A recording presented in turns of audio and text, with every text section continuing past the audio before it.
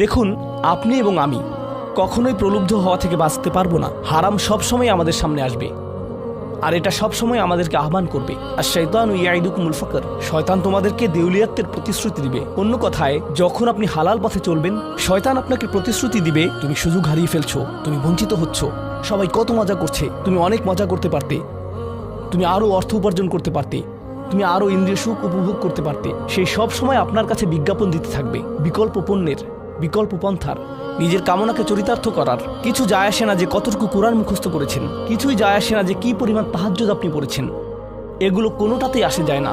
শয়তান থামবে না। দিন শেষে আপনি তো একজন মানুষই। দিন শেষে কামনা বাসনাগুলো আপনার মাঝে থাকবে, আর শয়তান থামবে না, সে আপনার পিছনে লেগেই থাকবে। শয়তানের একটা কৌশল আল্লাহ বর্ণনা করেছেন। তার মনস্তাত্ত্বিক কৌশলটি হলো যায়্যানা লাহুমুশ শাইতানু আমালাহুম। শয়তান তাদের কাজগুলোকে তাদের কাছে আকর্ষণীয় করে দেয়।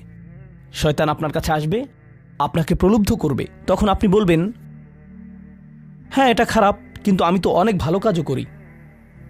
হ্যাঁ আমি এলোমেলো কাজ করছি, কিন্তু আমি তো নামাজও পড়ছি।